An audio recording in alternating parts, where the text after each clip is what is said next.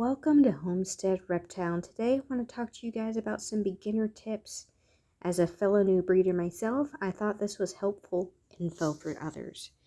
Now, my first advice is to not become overwhelmed. So pick a few morphs you really love. You can easily fall into the trap, and I've seen a lot of new breeders do this, of there's a lot of amazing morphs, and I almost fell into this trap.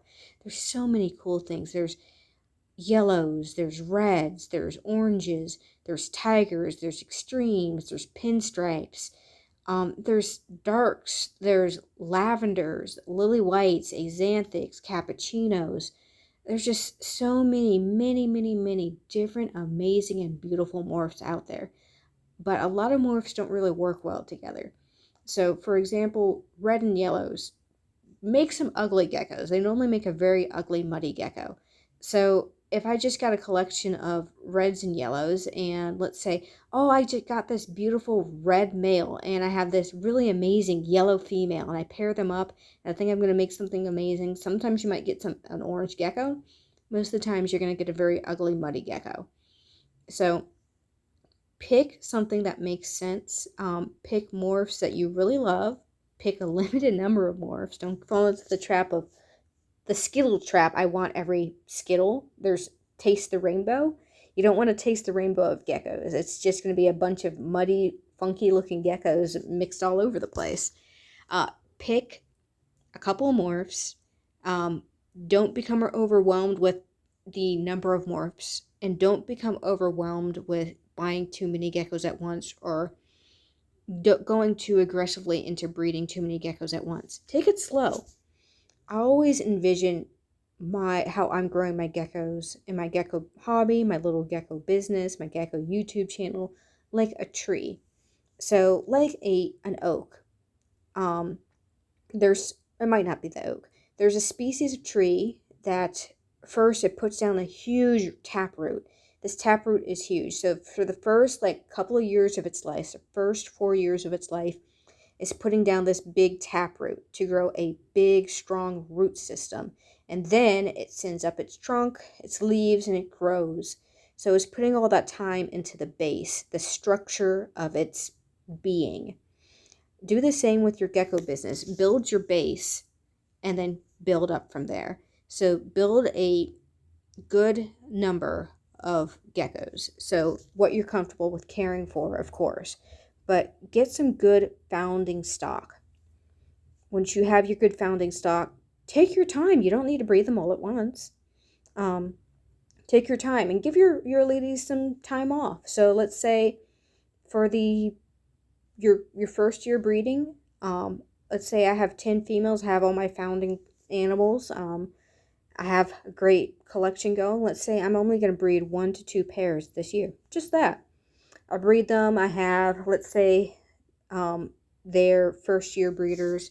Let's say I have 6 babies from each. So I have 12 babies. Now I can take my time and I can grow up those 12 babies, and I can study them. And I'll be able to start figuring out, oh, okay, so these 2 babies when they first hatched out look pretty much alike. But now I can really start seeing the differences in quality, how they look, and what my goals are. Now, since I took the time to really raise these guys up from babies to 10 gram to 20 gram juveniles, now I've learned what this pair can do. And now I've learned what aspects to look out for when I'm growing a baby. And then, let's say the year 2, I've done pretty well with those 2 pairs. I sold my babies off. I learned a lot. I grew my babies out, the juveniles, and now I know what I'm looking at when I'm trying to hold back babies. So now I'm going to be ambitious. I'm going to breed 2 more pairs. So now I'm breeding 4 pairs. So now I have more babies, grow them out slowly, and again, observe them, look. It's like, okay, he's like, maybe 4 females breeding at the same time was a little too much for me. Maybe I just want to bring that back down, and I'm going to go for 3 females. He's like, that's the sweet spot for me. Breeding 3 females at the same time, having that many babies, that was perfect for me. It's like I was able to raise all the babies up to a certain size. I felt comfortable selling them, watching them grow, make sure I don't let any good ones get away. And I was able to care for them all well without me stressing out, and being able to handle them all. So when you have let's say you have that decent medium-sized small collection of, you have a couple of females, you don't need to breed them all at once. You can let your females have a year off. You can raise a smaller number of babies so you can watch them grow and figure out what your holdbacks are. Because if you're a new breeder, you have a new eye, it can be sometimes hard to pick. It's like these babies look pretty much the same. It's like, oh, but this one has little white spots on it. They're barely noticeable, but I've noticed that when that first baby, and when it grew up, as it got older, those little white spots grew bigger and bigger and they bloomed all over the body. Now I know when I hatch out another baby with those little white spots, that little white spot baby is something special. I'm going to hold him back and I'll be able to repeat the experience of seeing that gecko explode into something so beautiful and gorgeous. And you took your time to grow that baby out.